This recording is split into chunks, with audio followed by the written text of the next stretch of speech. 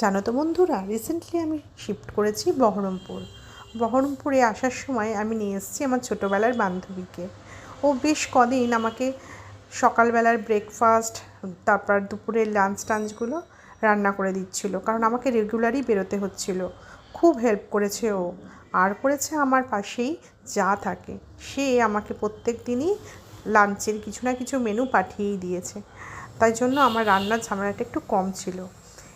এবার ও চলে গেছে, এবার আমাকে ডেইলি রুটিনে ফিরে এসেছি। দেখো, আমার ব্যালকনি থেকে দেখা যায় আমার ছেলে স্কুল যাচ্ছে, ওর স্কুল বাসে করে। এইটুকু দেখে নিলেই শান্তি। ব্যাস, এবার আমি ব্রেকফাস্ট করে বাড়ির কাজে লেগে পড়ি।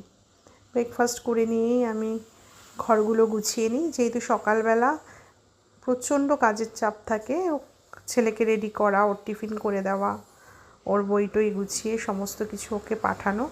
ও স্কুল যাওয়ার পর আমি ধীরে সুস্থে আস্তে আস্তে সমস্ত কাজগুলো করতে থাকি। একটু ডাস্টিং করতে হয়, যেহেতু রাস্তার ধারেই বাড়ি। সব কিছু করে নিই। রান্নাঘরের কিছু কাজ এখনও বাকি আছে আমার, কন্টেনার কেনা হয়নি, কিনবো আস্তে আস্তে। এই তো সমস্ত কাজ হয়ে গেছে। আজকের মতো এখানেই রাখি, আবার অনেক গল্প হবে পরে। টাটা।